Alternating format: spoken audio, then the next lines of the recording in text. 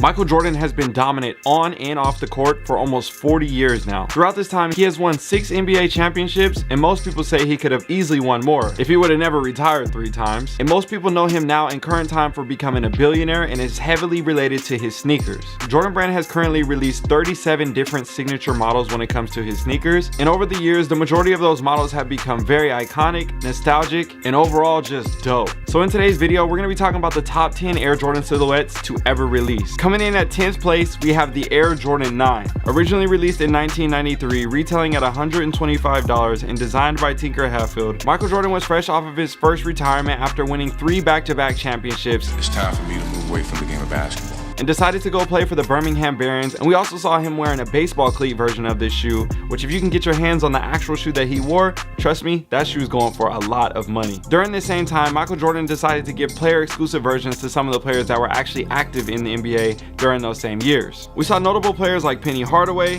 Kendall Gill, BJ Armstrong, and Mitch Richmond all wearing exclusive pairs catered to themselves. The Air Jordan 9 was also seen in the movie Space Jam, another iconic film, and from a sneakerhead standpoint, you can never go wrong with this shoe. I would consider putting these a little bit higher up on the list, but at the same time, there's a lot of good shoes that have come out over the years, and either way, I'm just happy they're on the top 10. Coming in at number 9, we have the Air Jordan 7. Originally releasing in 1992, retailing at $125 and designed by Tinker Hatfield, the Air Jordan 7 has been a very iconic model for many years now, or seeing him wearing them that same year on pursuit for his second NBA title. When it comes to this model, there's definitely a lot of iconic colorways when it comes to the Olympics, the Cardinals, the Bordeaux's, and the dark charcoals, also known as the Raptors. This is a sneaker that definitely deserves to be on this list, and when it comes to the design elements of this sneaker, they were inspired by the West African tribal prints and the sharp lines that you see throughout the upper. Also in 1992, the Huarache was hot on the scene, and it decided to use the same neoprene technology and fit when it comes to the booty that you see on this model, and that also helped decrease the weight of the shoe, making these some of the lightest sneakers in the game at the time. Now before we get into the next model, I wanted to let you guys know I posted a poll on my YouTube community tab. That's where I got all the results from, and this is based off of the audience. My views were a little bit different when it comes to this top 10, but I'm going off of what you guys said. We had over 10,000 people vote when it comes to this list, so I'm excited to show you guys the next model. Let's go ahead and get into it. And that is the Air Jordan 13. Originally releasing in 1997, retailing at $150 and designed by Tinker Hatfield, Michael Jordan wore these in pursuit for his 6th championship, and the shoe was originally inspired by the Black Panther. As you can see the different elements from the paw and the similarities to the midfoot of the shoe, or the eye of the panther on the hologram on the side of the foot. Little did they know, Michael Jordan had already been nicknamed the Black Cat in the league, and they ended up using that same Black Cat nickname on other models that we then saw in the future. Everybody remembers Michael Jordan's last shot in his 6th championship win as he wore the Air Jordan 14s,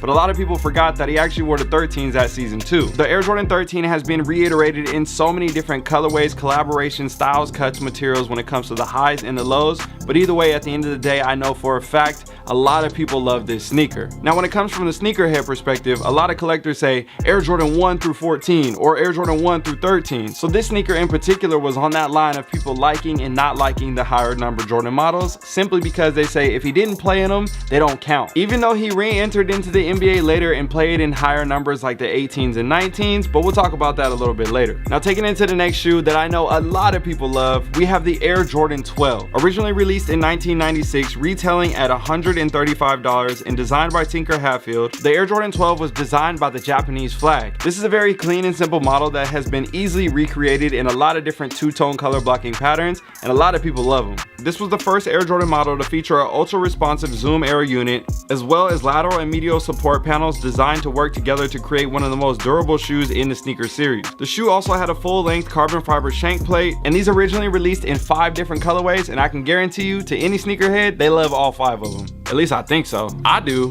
What about you? Let me know down below in the comment section. Another iconic moment that a lot of people won't forget when it comes to the Air Jordan 12, the flu game. And we can't forget to mention in 1997, Michael Jordan also went to his 11th NBA All-Star game. He won his 9th NBA scoring title. He was named first team All-NBA and All-Defense. Oh yeah, and he won his 5th championship. So I'm pretty sure it's safe to say there's a lot of history, nostalgia, and iconic moments when it comes to this shoe that cause people to just naturally love him. And it's a pretty clean shoe to say the least. Next up on the list, we have one of my favorite sneakers of all time, and I don't know how this didn't make the top 5. I did a vote on these later because it was on the cusp of 5th or 6th, and it is in 6th place, the Air Jordan 6. Originally releasing in 1991, retailing at $125 and designed by Tinker Hatfield, Michael Jordan won his first NBA title in this shoe, and to me, opened up a whole new chapter in his career. And we can't forget to mention a couple of the OG fan favorites of the Infrared and Carmine 6. Ooh, those are some of my favorites. Now those right there,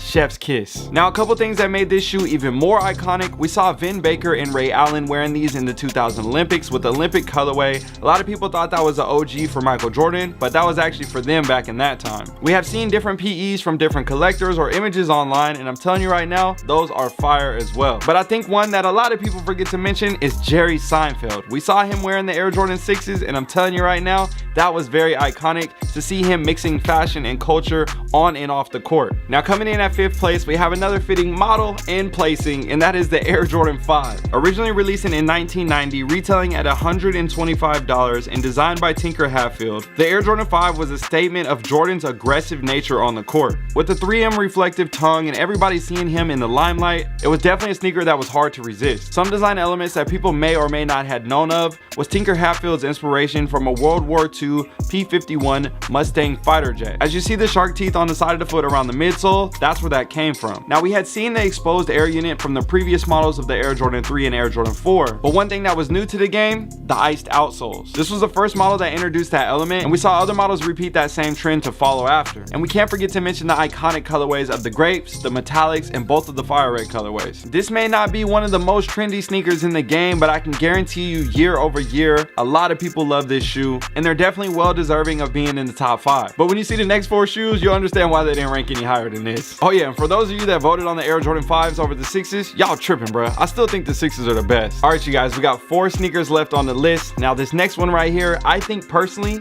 is a number 1, but the people voted, they said it's in 4th place. The Air Jordan 11. Originally releasing in 1995, retailing at $125 and designed by Tinker Hatfield, the Air Jordan 11, in my opinion, is one of the most iconic sneakers to ever be made. Tinker Hatfield yet again took innovation to a whole nother level by introducing patent leather on an NBA basketball shoe. Not only did these look stylish on the court, they looked really nice off the court, and people even considered these as dress shoes. This was a super high performance shoe called the Jordan 11, and this shoe was, like, I think it's my all-time favorite shoe because there is so much technology in this shoe. And I ain't gonna lie to you, I done definitely wore some Jordan 11s with some suits before. Not only does everybody remember seeing Michael Jordan wearing the playoff 11s after winning his championship, or seeing Boyz II Men rocking the Concord 11s on stage, we can't forget to mention Space Jam. For me, being a kid growing up in the 90s, that was one of the most iconic movies and a moment that I will never forget. The Air Jordan 11 has a special place in a lot of sneakerheads' hearts, and it's rare that you'll see anybody that just simply doesn't like the shoe at all. Every year during Christmas for the past 10 years, we have seen special colorways and iterations or remakes of OG colorways, something similar to this with the 45 on the back. We saw this one released a couple years ago, but every single Christmas it becomes the holiday sneaker, and we know everybody goes crazy for this model. We have seen alternate colorways with the high top model come out in the past and a lot more low top iterations, but when it comes to the high top in particular, Jordan Brand has definitely been very careful about that model and protecting it from being flooded with too many colorways similar to other models that we have seen in the past. Now obviously I have a huge bias when it comes to the Air Jordan 6 because that's my favorite model of all time, but when it comes to the Air Jordan 11, I think overall as an opinion for the people, it has to be number 1, right? How could this be placed at number 4? But after you see the next 3 models, it just might make sense. Coming in at 3rd place and yet fitting again, the Air Jordan 3. Originally releasing in 1988, retailing at $100, this was Tinker Hatfield's first Jordan model that he had an opportunity to design himself. Not only did he take designing to a whole nother level and create one of the most iconic sneakers ever, there were so many nostalgic moments in this time, with collaborations with legends like Spike Lee on different commercials and advertisements, or seeing Michael Jordan soaring through the air jumping from the free throw line to win the dunk contest, or him pulling out the black cement threes during All-Star Weekend, and trust me, the list goes on. The Air Jordan 3 is definitely a very loved shoe when it comes to sneakerheads, people that don't know much about sneakers, just people in general. They know about the model, they've seen it before. If they don't know everything about it, hopefully I taught you a couple things, but either way, definitely an iconic shoe, and I can understand why it made the top 3. Now next up on the list, I think snuck its way up over the past couple years. Don't get me wrong, this is a fire shoe for sure. I have plenty of pairs in my collection, but I was kind of surprised by this one just based off of, you know, what I thought from like older sneakerhead generations to what's going on now, and maybe it's skewed by the voters that voted, but it is what it is. Second place, the Air Jordan 4. There has definitely been a lot of different factors that may have played to the placing of this shoe. Don't get me wrong, again, a classic, but there have been a lot of different models and prices being hiked up when it comes to the general releases that have come out to the public over the past couple years, and drawing a huge demand behind this model. And so at one point during the voting, this was actually in first place, and I was really surprised. Originally releasing in 1998, retailing at $110 and designed by Tinker Hatfield, the Air Jordan 4 was heavily known for taking flight. With the flight branding on the tongue in this iconic font, it became a staple in the game, and next thing you know, everybody loved them. Originally releasing in the white cement, black cement, military blue, and fire red colorway, this shoe has been hot on the scene ever since. Although the Air Jordan 4 does show similarities when it comes to the back tab in the Nike Air or the exposed air unit on the midsole, this shoe definitely has its own elements and characteristics that took the Jordan to a whole nother level. After its original release, they decided to retro the black and white cement colorways back in 1999, and they sold out immediately. From that point on, they decided to introduce new colorways, materials, and collaborations, and because of that, we see some models fetching for over $50,000. Now, before we take it to the final sneaker, I want to say thank you guys for watching this video, and again, don't forget to hit that subscribe button and join the fam if you want to see any more videos like this in the future. Now, I'm excited to show you guys this model. I wasn't shocked all the way, but I still think the Jordan 11 is the best sneaker of all time. It is what it is. I'm pretty sure you guys know what it is by now. The Air Jordan 1. Originally releasing in 1985, retailing at $65 and designed by Peter Moore. We saw iconic posters of him wearing the sneaker while he was dunking in his flight suit. Next thing you know, it became the Jumpman logo, or huge commercials about the sneaker being banned and him being charged $5,000 back in 1988 for wearing the shoes on court. Nike created a revolutionary new basketball shoe. On October 18th, the NBA threw them out of the game. Fortunately, the NBA can't stop you from wearing them. Even though it was the airships, which is a whole nother story, we'll talk about that later. But either way, the Jordan 1 came hot on the scene and everybody was loving them soon as they hit the market. Year over year over year, retro over retro over retro, colorway over colorway over colorway, the sneaker has been around for over 30 years now, and it has created a huge hype in the game. And I can guarantee you, any sneakerhead out there that collects Jordans especially, they got a pair of Jordan 1s in their collection. And if they haven't gotten a pair yet, they plan on getting a pair for their collection, because there's just so many iconic OG colorways. There were a lot that came out originally, plus all the special colorways, collaborations, releases, you name it, from the current time now. And then obviously the hype behind the Chicago Air Jordan 1 right here. This is a classic, iconic colorway, something that we saw Michael Jordan bring back on the court later in his career, something that we saw on the court at the beginning of his career. And one thing that we know about a lot of sneakers, collaborations, or you name it, typically the first ever one that has been created always has the one with the most value, the most nostalgia, or whatever. Because if it wasn't for this and the success over time, none of the other sneakers would have came. So I completely understand why people chose this as the #1 sneaker. There's a lot of different options, all the different factors. I know I have my own personal opinions. The people voted what they voted. I probably would have put these at second place. It is what it is. But hey, you know what I'm saying? Let me know what you think down below in the comment section.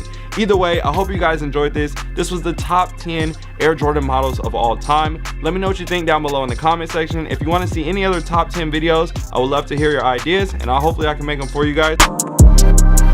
Yo, before you go, I just launched my Sneakerhead Academy, where we got everything on the inside. I teach you all the stuff that I learned over the past 15 years when it comes to sneakers, scaling, real estate, you name it. We talk about all of it in there. And there's an 8-week program plus a bunch of monthly giveaways. I give away shoes literally way too much, honestly. But either way, I'll see you guys on the inside. Hit the link down below in my description or pinned in the comment section for DJ Sneakerhead Academy, and I'll see you guys over there.